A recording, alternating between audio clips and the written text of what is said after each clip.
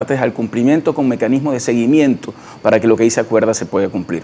Hay actores fundamentales que pueden ser muy importantes para que los acuerdos no solamente se cumplan, sino que vayan en beneficio del ciudadano venezolano de a pie. Y por eso sería un error recomenzar desde cero un proceso que ya se inició, que debe ser retomado, que tiene los estándares internacionales de lo que es un proceso en el cual se pueda buscar una salida política a la crisis terrible que estamos viviendo los venezolanos, y por eso nosotros siempre hemos dicho que nunca se debe haber detenido y estamos dispuestos a continuarlo cuanto antes, pero a continuarlo cuanto antes con el sentido de urgencia que eso tiene en este momento, porque el tiempo que ha pasado en que esa mesa no se haya reinstalado ocasiona daños terribles a los venezolanos. Daños terribles que tienen que ver no solamente con la vida, con la salud, con la sanidad, que tiene que ver con la situación de la calidad de vida, que tiene que ver con las libertades, que tiene que ver con los derechos políticos y humanos de los venezolanos.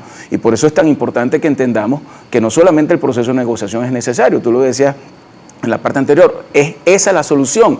Yo creo que es un mecanismo indispensable, pero también yo veo a los maestros alzando su voz por el derecho a poder tener un salario digno. Veo a los trabajadores de la salud marchando para poder dignificar su labor. Yo creo que esos son temas muy importantes porque los venezolanos no tenemos por qué callar lo que está sucediendo y no podemos dejar de luchar para que esa situación pueda cambiar. Por lo tanto, esto es una lucha de todo un pueblo para poder lograr una vida mejor, para poder liberarse de las ataduras que tiene y para poder tener oportunidades de progresar.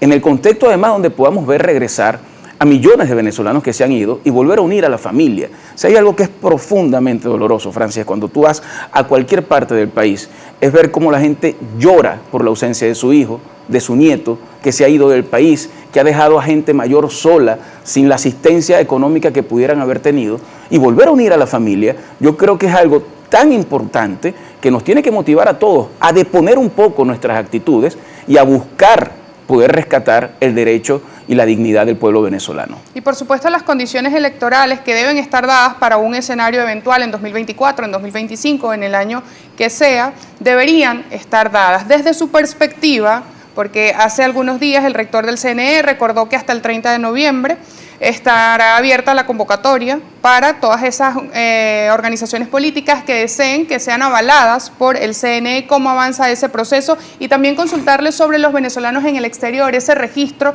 que está allí latente. Muchos de los que están afuera, se habla de distintas cifras, se habla de 5 millones, se habla de 6 millones desde Naciones Unidas, hay distintas cifras en cuanto a los venezolanos afuera. ¿Cómo están siendo evaluadas esas condiciones electorales de cara a un proceso electoral?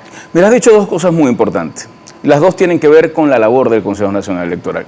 El Consejo Nacional Electoral está para promover la participación libre de los venezolanos, para promover la organización de los venezolanos si quieren organizarse en instituciones políticas. No para frenarlas, no para evitar que se pueda dar, no para poner obstáculos a la participación.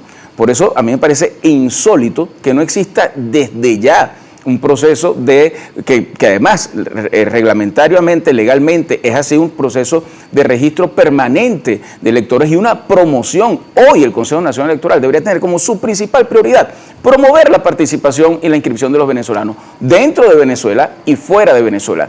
Porque el venezolano que está afuera está esperando poder regresar y está también anhelando que haya un cambio y quiere participar en ese cambio. Tiene un derecho humano que es el derecho a elegir, aunque esté afuera. Y no se le pueden poner restricciones. Yo recuerdo cuando los colombianos venían a Venezuela, si tenían un registro, si no tenían un registro migratorio legal dentro del país, igual podían votar en las elecciones de Colombia. Y eso tiene que ocurrir y nosotros tenemos que luchar para que todos los venezolanos que están afuera puedan inscribirse, pero también los jóvenes que están adentro, porque hay muchísimos jóvenes. Eso le iba a consultar. Los que están aquí confían en el Consejo Nacional Electoral, porque desde sectores de la oposición se invitó incluso a no votar, a no salir a las urnas. Entonces, ¿cómo se convence hoy en día el electorado? Y se les dice, con el mismo Consejo Nacional Electoral, vayan a votar porque vamos a lograr cambios en ese sentido. Es que yo creo que el tema no está si tú confías o no confías en el árbitro electoral. Yo creo que hay demasiadas razones para que nosotros sintamos desconfianza en el árbitro electoral. Yo lo que creo es que hay que confiar en nuestro derecho a luchar, en nuestro derecho a hacer del voto un mecanismo de lucha para que haya un cambio y también creer en nosotros y en el voto como un instrumento transformador, aunque, ¿Fue un error aunque no hayan haberle condiciones. dicho a la ciudadanía venezolana que no acudiera a las urnas? ¿Es un error que en este momento hay que resarcir? Ese tema yo creo que es un tema importante que podamos evaluarlo porque lo sacamos a veces de contexto de lo que pasó en el año 2018. En el año 2018 adelantaron casi un año el proceso electoral.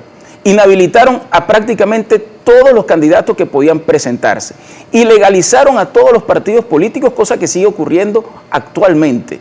Y en definitiva, lo que hicieron fue expulsar a la oposición del proceso electoral.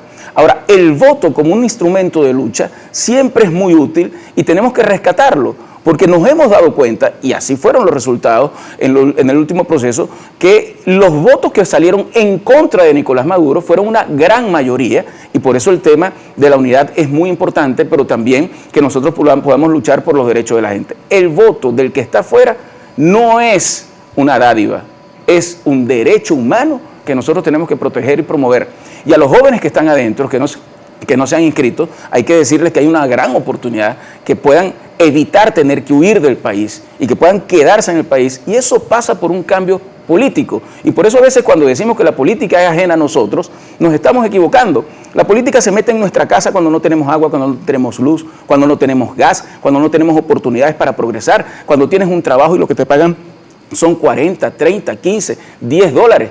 Ese tema es un tema gravísimo y eso pasa por tener mejores gobernantes y por tener un país donde tengamos derechos. Y por eso todas estas cosas hay que lucharlas, porque lo que quisiera quienes están en el poder es que al final aquí todo el mundo se duerma, nadie luche y que nos resignamos a vivir en esta situación, y lo que no podemos es jamás resignarnos, sino mantener un espíritu de lucha para que esto pueda cambiar y para que podamos recobrar a nuestro pueblo y a nuestro país y a nuestro futuro. Tenemos participación de la audiencia a través de la cuenta en Twitter, @primerapágina, ya vamos a empezar con eso, pero hace algunas horas se conoció desde el escenario colombiano el retorno de monómeros a la administración del presidente Nicolás Maduro. ¿Cómo evalúa este nuevo escenario en cuanto a las relaciones colombo-venezolanas, considerando además que desde sectores oficiales se le ha acusado a usted de haber participado en lo que ellos llaman el robo y la quiebra de esa empresa colombo-venezolana? Mira, la verdad lo que primero que tengo que decir es que jamás tuvimos absolutamente nada que ver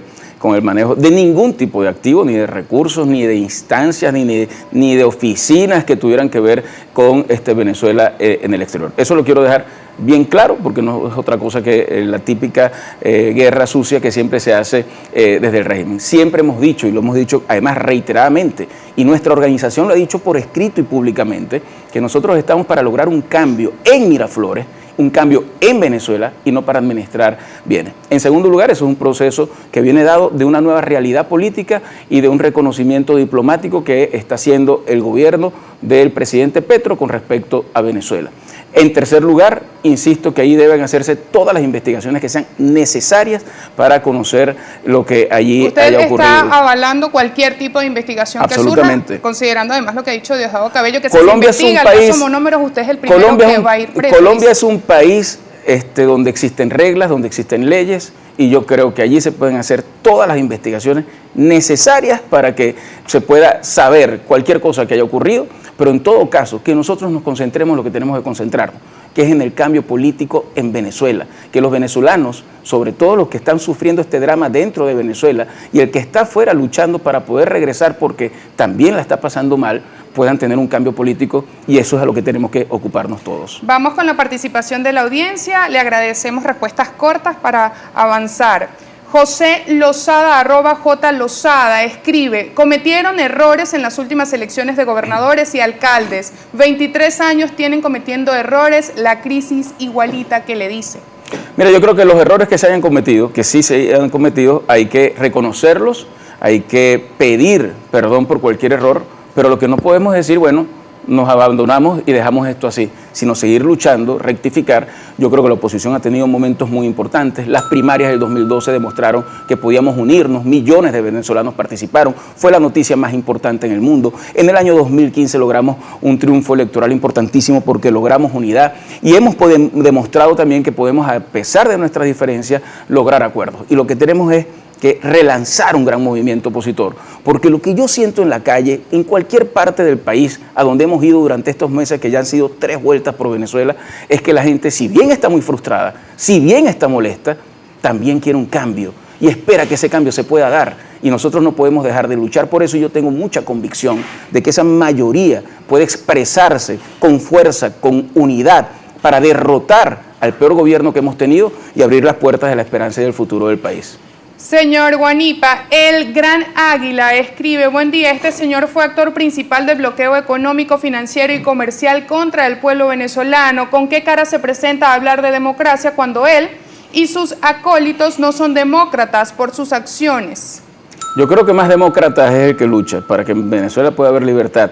Y desde la precariedad que hemos tenido y la persecución que hemos tenido, hemos luchado para que los venezolanos puedan ser libres. Cuando yo me conseguía en Colombia, en la calle, a venezolanos pidiendo dinero, con hijos sin haber comido, lo que nos decían era: por favor, lucha para que en Venezuela haya un cambio, porque queremos regresar. Y eso es lo que nos toca hacer. Para finalizar, proceso de renovación de primero justicia, porque ya nos corresponde ir a la pausa. Mira, yo creo que esto es algo muy importante. El 19 de julio fuimos a un proceso electoral interno donde más de 100.000 personas participaron y votaron y escogieron sus autoridades parroquiales, municipales, regionales y su comité político nacional de forma directa. Este sábado tendremos un gran encuentro, la instalación de nuestro comité político, que es nuestra máxima instancia, y la elección de la nueva junta directiva, donde creo que van a haber noticias muy buenas para el país, y creo que eso es sumamente positivo y nos sentimos muy orgullosos. Está el anuncio de un precandidato para un eventual proceso electoral 2024. Estamos cerrando este proceso electoral.